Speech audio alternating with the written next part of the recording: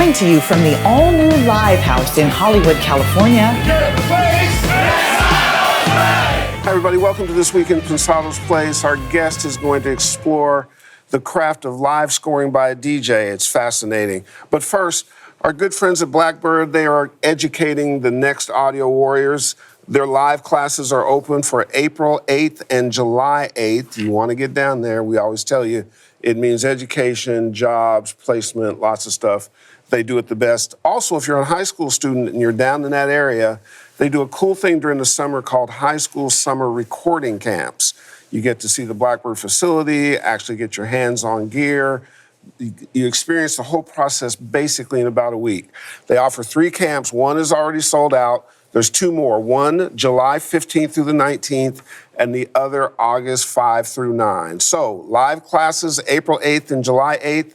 High School Summer Recording Camps, July 15th through 19th. August 5 through 9. And if you would, please like and subscribe, sign up for our newsletter, and click notify. DP, what is our ITL? How to make vocals cut. Sometimes I want them to sit on top of the mix, and I'm showing you how. I've recently just started understanding how to use high-pass filters. For a big part of my career, I always got confused, which is a high pass, which is a low pass. I still get confused. But I'm sure a lot of you are going to laugh and go, damn, Dave, I knew that forever, and you don't know that? Well, that's true. And this particular plugin is what changed the way I viewed filters. Now, this is a Cambridge EQ from UAD. I use it a lot now. And these filters right here are quite amazing. You get a lot of options. You get all these regular ones, then you get bezel filters, then you get Butterworth. If you watched a plugin I did recently, I use this Elliptic 6, and it gives you a certain sound. This edge right here gives you a certain sound. Look at that. That's what you're really getting. And now let's go back to the one I had. I experimented with several different, in fact, I'll show them to you. Now, what I'm trying to do with this vocal, this is Andy Stochansky. Keep an eye out for him. White Elephant, I think is the name of his group. And he's about to release some stuff that I've mixed. I'm pretty proud of it. Listen to the vocal. Don't listen for the low end going away. Listen for the mid-range popping out. Turns out if you are really careful with this curve right here, it opens up and leaves the room for all of this to shine more. So let's start without it, and I'll tell you where I like it. Like a Morse code from the past. Like a Morse code from the past. Like a Morse code from the past. Like a Morse code from the past. Okay, I think we've clearly overdone it, so let's go back a little bit. Like a Morse code from the past. Like a Morse code from the past. Like a Morse code from the past. Like a Morse code from the past. Like a Morse code from the past. I like that right there. What I'm hearing is clarity on this 500 and up section, and I'm also hearing the performance enhance. Watch the performance. Like a Morse code from the past. Like a Morse code from the past. You know what? Let's try a different curve right here and see what changes.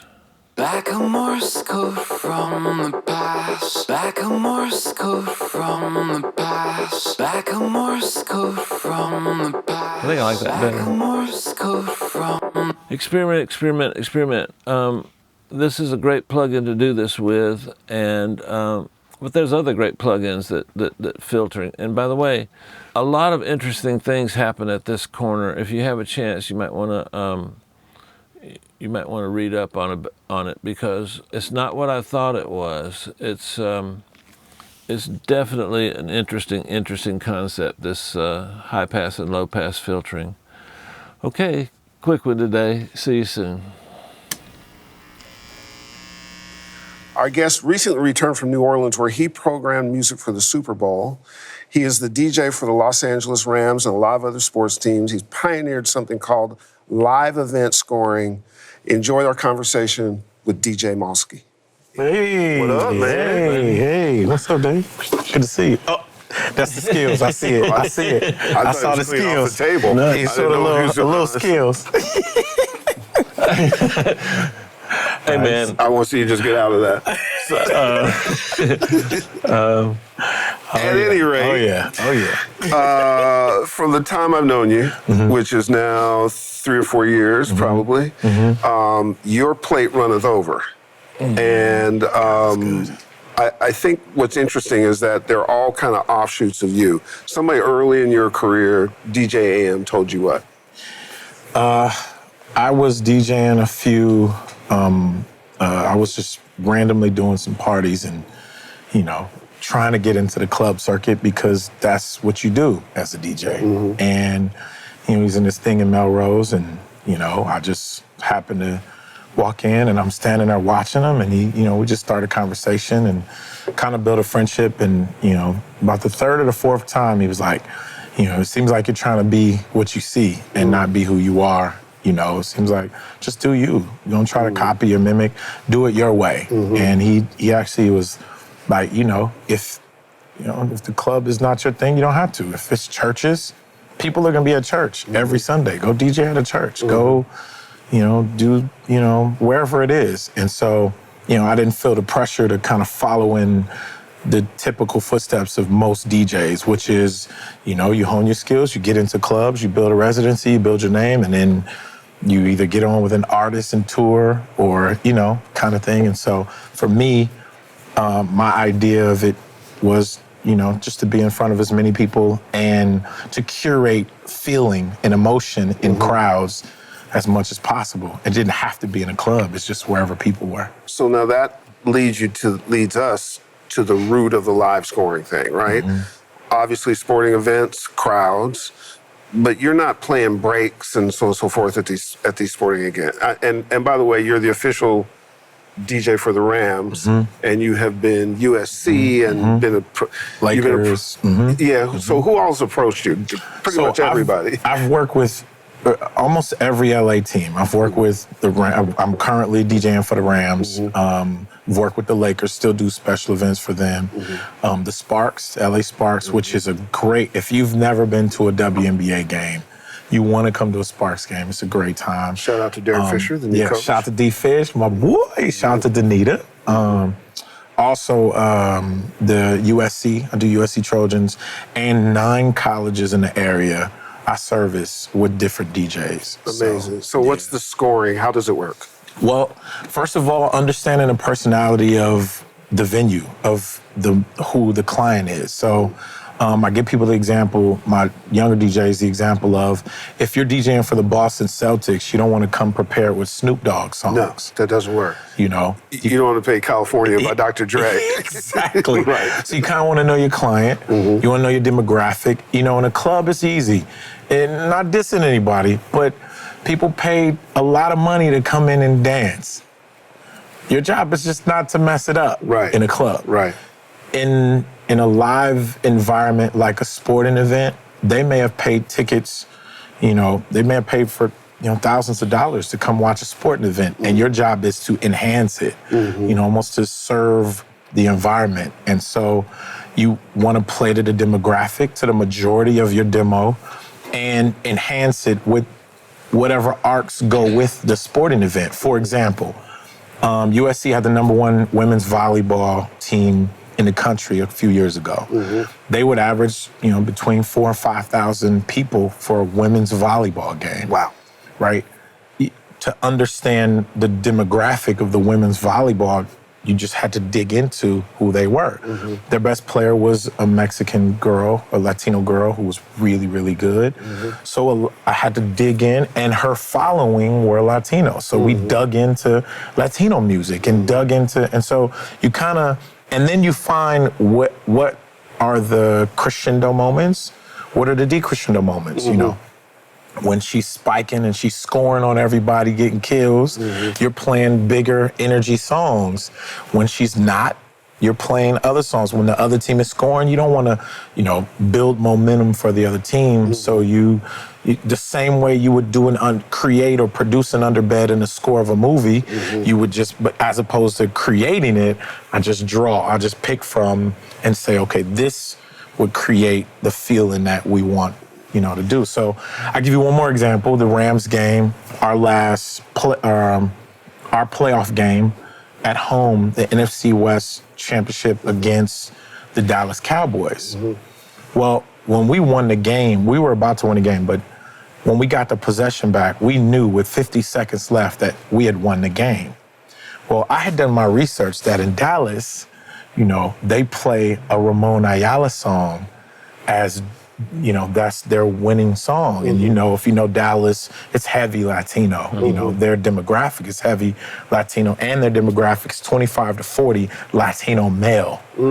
So Ramon Ayala is, for them, the man. So having done that research, we got 50 seconds left, and I know we're going to win the game. We're up two possessions. Game's over, 49, 48, 47. I'm like, I'm going to throw this Ramon Ayala song on just to kind of just be a jerk a little bit. It's the song, when you put it on, everybody goes, they do the little. I put the song on, and our demographic went, and their demographic went, boo, and they start. So it's little things, understanding. That's a big thing. And then Ramon Ayala is trending on Twitter after I do that. And people are like, did he die? What happened? But it's because, I played the song. But it's finding moments like that. What works? What percentage of really well-known songs versus semi-well-known songs that when people hear them, they don't remember them, but it triggers something different? You know what I'm saying? Some more obscure songs. Do you try and play all songs people know, like the Ramon song, or you try? It depends on the moment. Okay. It depends on the moment. So there are different kinds of categories of songs. They're what I call laser-guided missiles, which are songs that were big in the genre. One example of that. Right? An example of a laser-guided missile is Jay-Z's H to the Izzo. Okay. Right? In hip-hop, everybody, H to the Izzo, V to the Izzo. Like, we all know that song. But if you were outside of hip-hop, you didn't really know. It was a big song in hip-hop, Laser-Guided Missile. And then there are songs that are what we call nukes, that they just transcend genre, they transcend age, boundary. An example of that is Bruno Mars' 24 Karat Magic. Right? 24 Karat Magic is hip-hop, it's funk, it's pop, it's everything. It's rock, It's modern and traditional, old school. It's all of it. So at certain moments when you want to crescendo the energy in a stadium or the college or wherever, in the arena, you play nukes. But when you want to make points, you play laser-guided missiles. Here's another great example. Brittany Griner is a very well-known WNBA player. That's funny you bring up the Sparks. We're doing a Sparks game. Brittany Griner had just gotten in trouble in the news for having a domestic violence fight with her wife, her partner.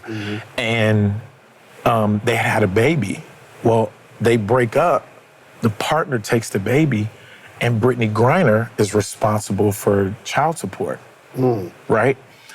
The next game, she's playing a home game at Staples Center.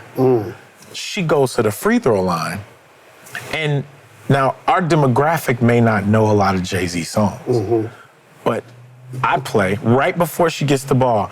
If you're having girl problems, I feel bad for you, son. I got 99 problems, and I'll just stop it right there. She grabs the ball, turns around, and was like, shakes her head and misses the free throw. Is that right? And misses the free throw.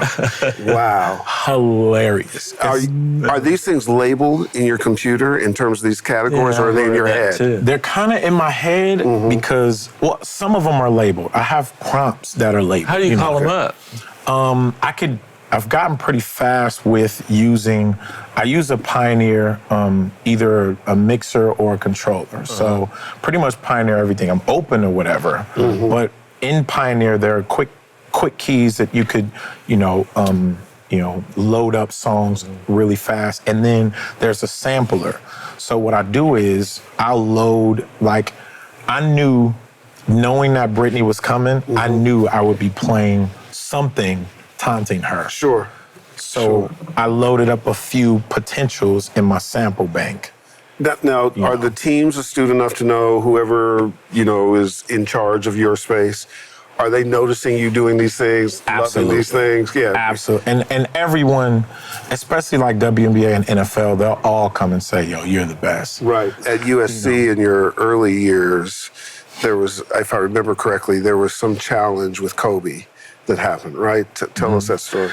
So Kobe brings his daughter to a game, and he was at the time doing these challenges on Twitter, challenging different artists and different things. And he actually, it started at a Sparks game. He brought his daughter to a Sparks game first. And while we were there, he's coming in, I wave to him, say what up. And, as he walks by, I say, who's your favorite?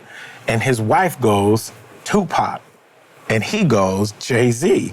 I said, ooh, it sounds like a battle about to happen, right? So let's see who wins. He's like, Jay-Z's gonna win every time. And I'm like, I don't know, we're in LA. I don't know, So the first half, I play all Tupac and Jay-Z, instrumentals and prompts and stuff, just kind of get them going. So second, halftime, I run back there, and he's like, yo, man, oh my goodness, it's so much fun. We need you. We need you at the Lakers, we need you to come on. I'm like, all right, you can make that decision. At the time you were still playing. I'm like, you can make that happen. Absolutely. And I ended up doing his last game and, doing did you really? I ended up doing a fan that. festival and stuff like that for his last game.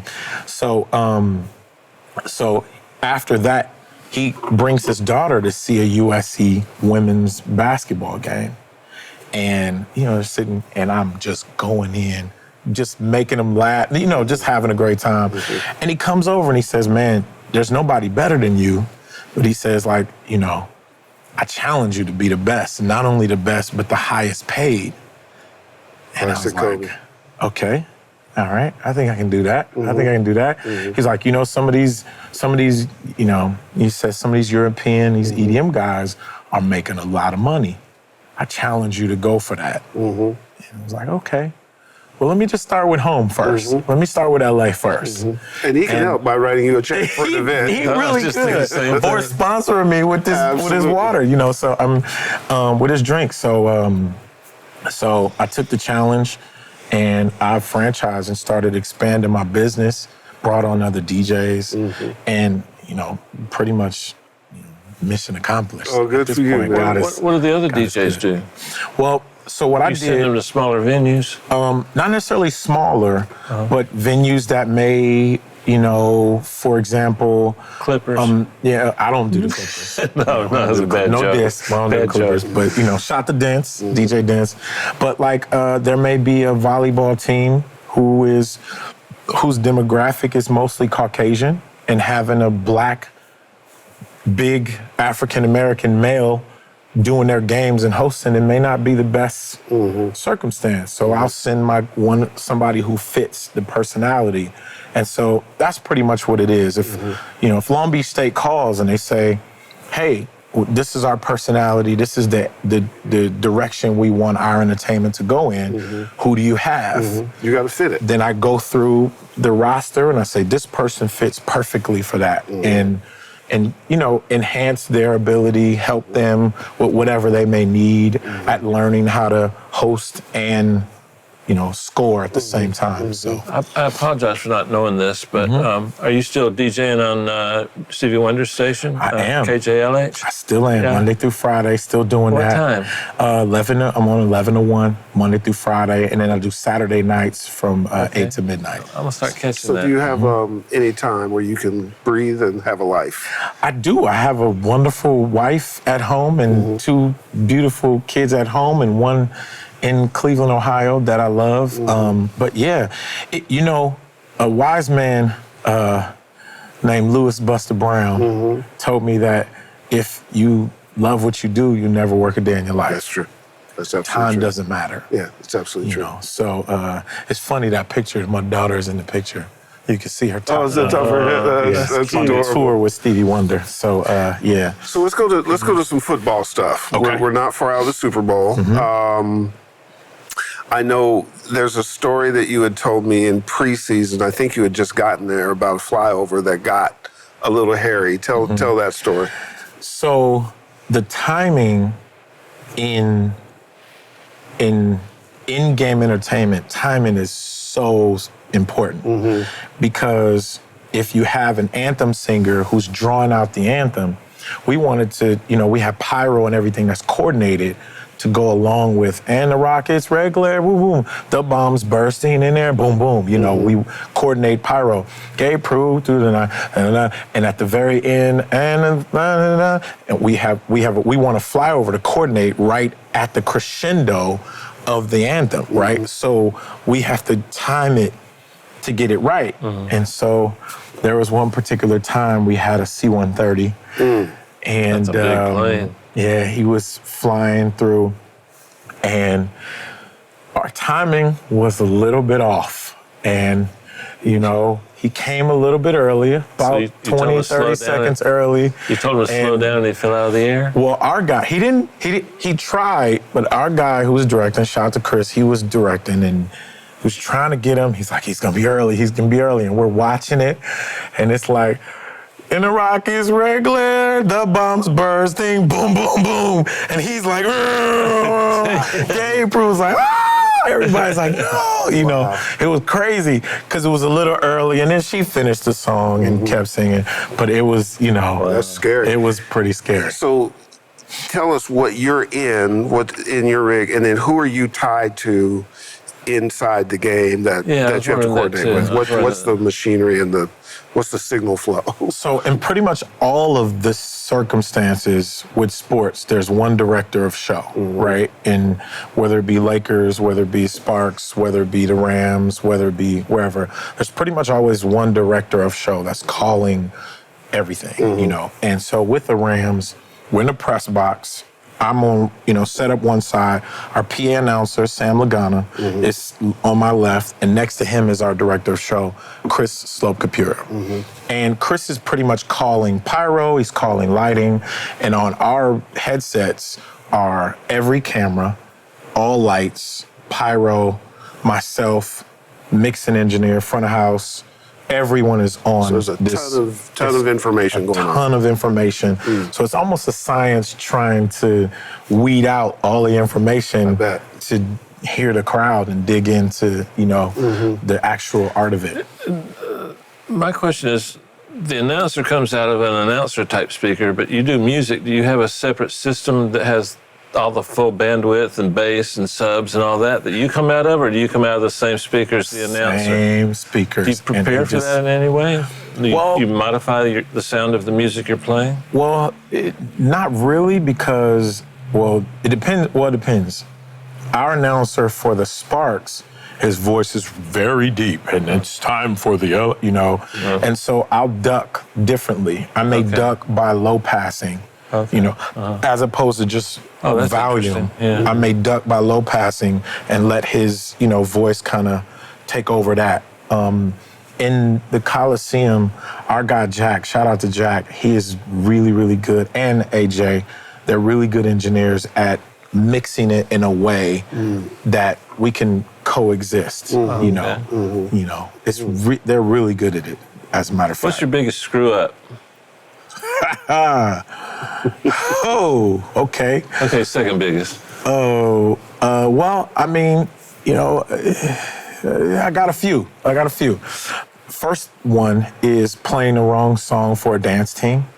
I've definitely done that. So they're choreographed, ready to go. They walk out on the court, ladies and gentlemen, welcome the Sparks dance crew. And everybody's, and I play a song and they're like, that's not it. I'm like, which one is it? And, so I've done that before. And then I've also made a mistake and went out of coach.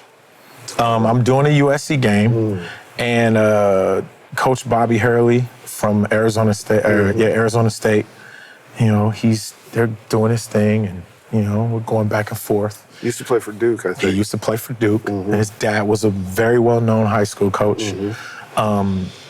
He's arguing, going at the refs, And, he didn't get a call. He argues, he gets a technical. And he's still yelling, and I play, cry me a river. You can go on and just cry me a river. Oh, cry me a river. And I got my hands out. Oh, cry me a river.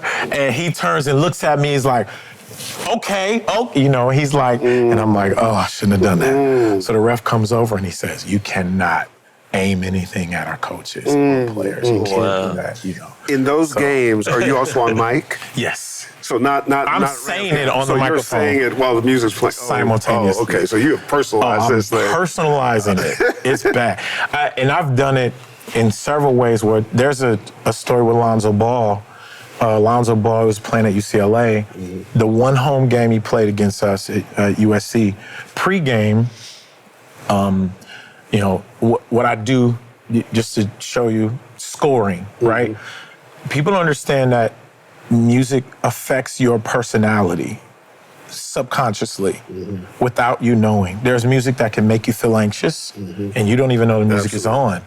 There's, you could play, so on and so forth. Well, so when the visiting team is on the court in the stadium and my team is not, I play the worst songs. Moana, Celine Dion, like from the Titanic song. No disrespect to the artist. No disrespect, but songs that just don't work. The Smurfs theme songs, MASH theme. Do you remember how, no diss to the creators of MASH theme song, but do you remember how that made you feel? Yeah. Can you get hyped for a song while listening to the MASH theme song?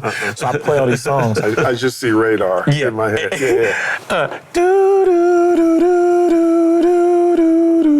Just imagine that, and you're like, you can't be like, all right, let's get them, come on, to that.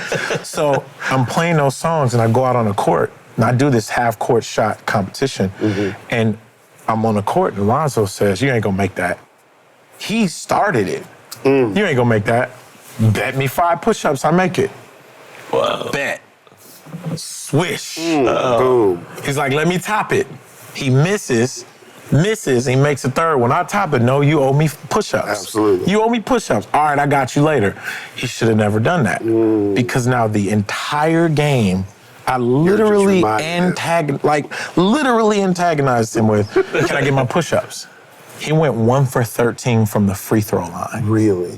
Yeah. Which at this stage of the game might not be unusual, It's but that's pretty, another now, story. Then it was not where he was. I mean, because every time he went to free throw line, it was like, can I get my push-ups? Push-ups. You owe me 5. So you're saying this on the mic. I am. You're not a man of your word. Wow. Can I? And people are like, why is he? Push-ups. Can I get my push-ups? And then I play push it real good, like just songs like that, or you owe me and stuff. Songs that say that, and so you get in the player's head. Where's my money? Yeah, exactly. So better have my money. with franchises and college sports programs, the kind of money and stuff that goes through, we're talking about brand sensitive things, lots of eyeballs. You're doing it on television, certainly in the NFL. Rams had an incredible season. You just came back from the Super Bowl. Anytime we've had Super Bowl people here, the process is so political. The preparation of the music, the people have to sign off. It is a committee that just never stops growing. Right, and it can change at the last with a lot of control factors. Yeah. Politics entered into this last Super Bowl with you? Yeah. Well, I mean, so I initially got a call, hey, we want you to DJ at the Super Bowl. Okay, keep it under wraps until we know who's going. Okay, yada, yada. All right, awesome, let's do it. Rams make it to the Super Bowl, and I get a call that says, hey, unfortunately, you have to be neutral. The DJ and the PA announcer has to be unbiased as it relates to what teams are in the game. So fortunately, it's not gonna happen. Then I get a call back that says, hey, we're gonna get the DJ from the New England Patriots and you to come and do something specific during the game to cheer on and get your both of your crowds and your targets going. And then last minute, it's like, well, we can't find him, so man, well, here's 2 tickets and, we'll let you do the pregame and And there goes the Super Bowl. And there goes the Super Bowl. Just but like then, that. but I did get a chance to pick the songs. I did get a chance to say, these are the songs that, work for our demographic, and these are the songs that'll be played. So you picked the songs during the actual Super Bowl? Yes. When the Rams had the ball? Or When we were on defense, Okay. so the thought in NFL games are the person on defense is who you're amping up. Oh, okay. Right? Okay. So on offense, you want it quiet so you can do your work. Right, You want right. to everybody be able to hear. Right. On defense, so whenever we were on defense, they would play songs that were amping up for us. Gotcha. When New England was on defense, he'd play songs that would amp up New England on defense. And so I was able to say, these are the songs that work for us. Do players have any input? Do they get to know you? Or is it? Absolutely. During the season, I do mixes for them individually, which is another great part of, what I do is, I get to know each player, what they want, what gets them hyped. Individually, you don't mean individually during the game, not go to their home and do it individually. Well, for their workouts, for players' workouts, I'll do mixes for their specific workout. So, if Ty Gurley is working out for 45 minutes, I'll do a 45-minute workout for his specific workout. And then, for our games, for pregame, I take a consensus of all the players' favorite songs and artists, and we have speakers that we will input on the field for pregame. And I play all of their favorite songs during pregame. And we only have it piped in so I could play some hood, ratchet, music that they like. That's not necessarily popular throughout the rest of the Coliseum. Wow. During that time. So, and then once they go back to the locker room and get ready to come out, then we pipe and then I go back to my nukes. You know what the funny thing is about this conversation is Dave and I are basically just here fanboying out on you. Well, here's from the time I met you through the aforementioned Lou Buster Brown. It's just so fascinating, the space, because the cultures of the space are similar. Athletes want to be musicians want to be athletes. The way the two entities brand, you go to an NBA All-Star game, it's a hip-hop concert. Absolutely. There's just no differentiation. When you look at lifestyle, you look at people, how did they market Beats headphones? Athletes. When there's just this, look at the shop with LeBron, and you see the nature of people are certain well-known, people in the arts, but it's heavy athletes and musicians. And so for you to take this space and be one of the forerunners in it, and uncover this amazing thing. But what I'm fascinated at is that they trust you so much that you can be on the mic doing things that are instinctive because they're happening in a moment. Like, you don't have time to clear something if somebody's coming back from 15 down. You know what I mean? Yes. And you're having to, or somebody gets up and lokes up on somebody or knocks, because you told me one story about somebody got knocked down and you played, what'd you play? We fall down, we get up, and then they fell again, and I play, I keep on falling. and then they tripped, and I put fall. Did you really?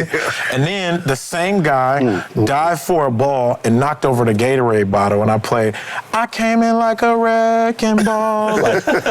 Immediately. This is in your head. Right there. Boom, boom, boom, boom, straight. Going. Wow. And it's all Pioneer gear that's doing this? All Pioneer gear.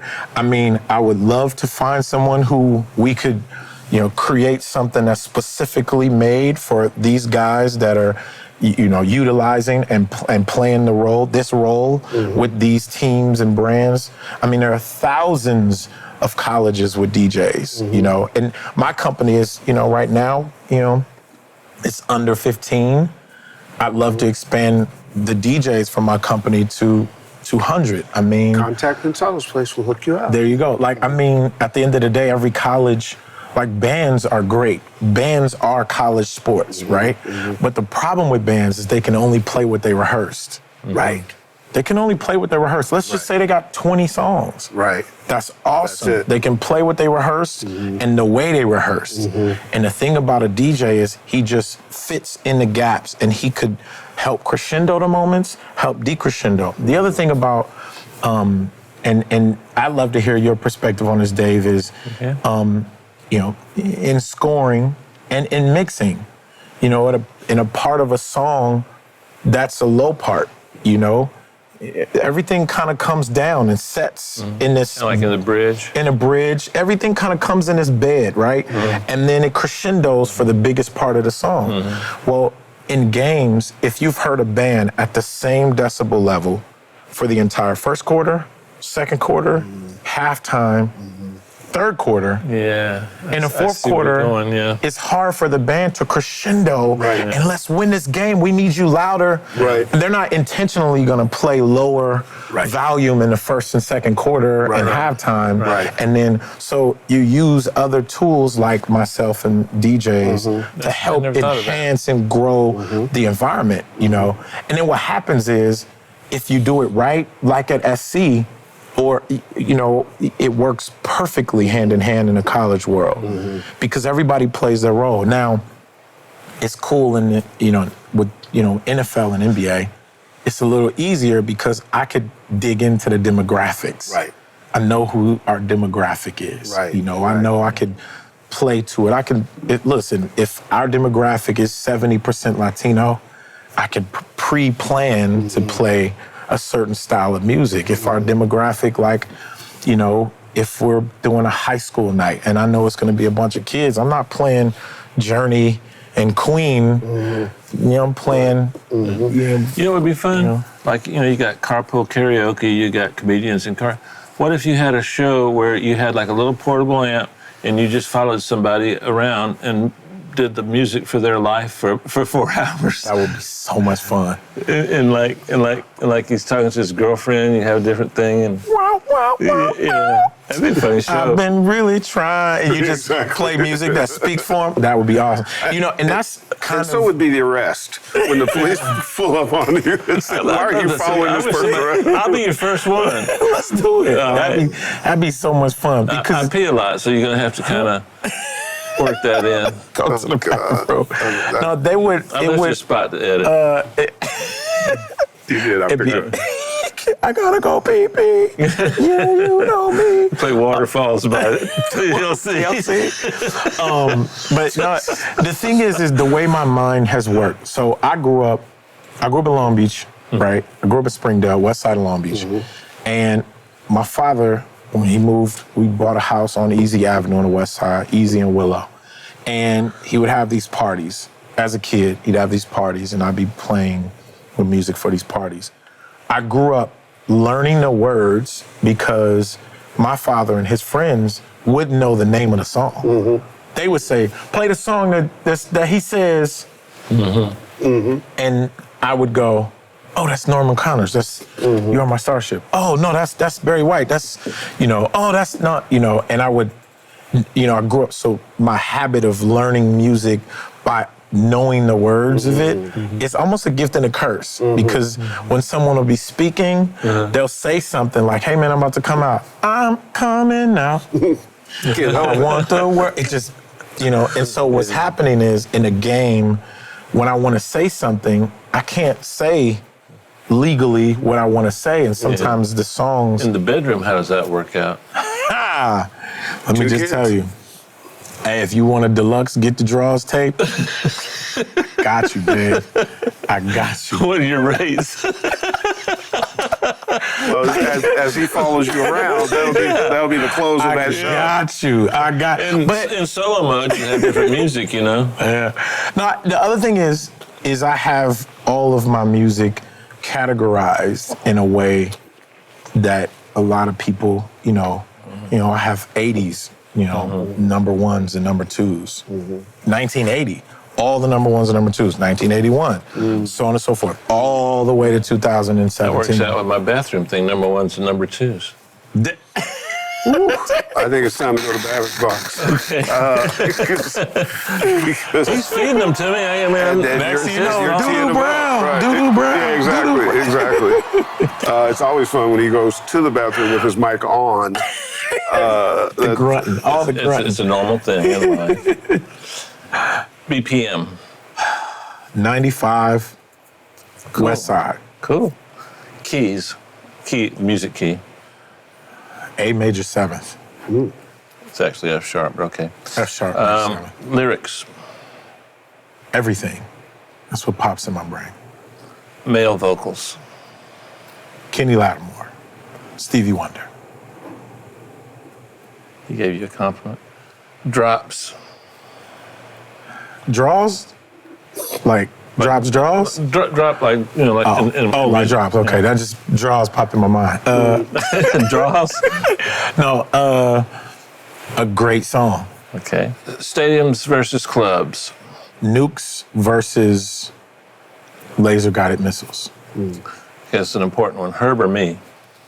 Both. The more the merrier. Good answer. The more the merrier. I go with Herb, but that's okay. No, he got it right. If the stadium caught fire, what piece of gear would you try to rescue? Hard drive. I could just plug my hard drive into any other laptop and go. And you're good to go. And I could go call the great people at SIR or the great people at Pioneer and have them send another one. And I'm still going. Hard drive stays close. You did good. You did good. I have 967,000 songs readily available. Just say 1 million, man. It's not 1 million. I'm not a liar. It's not 1 million. So a little less than 1 million. 967,000. That's Wow. a lot of downloaded songs. about 20 today. Is that right? Yeah. When you download them, you put them into categories at that time? In the categories, genre, style, BPM, time, and album title, artist, and that's important. Do you draw from all genres? Do you have country? Do you All have genre. Gotcha. Every single one. I've done shows with Luke Bryan. I've done shows with, there was a year I did Luke Bryan, Nicki Minaj, Neo, then Kendrick, Snoop, and Ice Cube the next night, and then did Kurt Franklin and Mary Mary. Is that right? In 4 straight days, I went country, pop, hip hop, gospel. And then burst into flames. And then felt like I went to hell on Sunday. But I love Mary Mary. But yeah, I love that. Shout out to Erica and Tina. I love them and Warren. Absolutely. You continue to be an amazing presence, my friend. Thank you. We're fans. This is home for you at any time. Thank you. We're going to be working on some stuff together. Absolutely. And man. You got your gear? You want to follow me home? I don't have a boombox or an MP. I don't have a speaker. Can you beatbox? I can. Just follow me around. You got an amazing thing, man. Dave, take us home. I have no clue what to say. Yes. Yeah. Man, I tell you what, I will say this. I'm a little jealous, maybe I should have stuck to my DJ skill attempts. I could follow somebody else home and make their life happy. Man, what a great cat. Thank you for coming out. We'll see you guys next week. See you.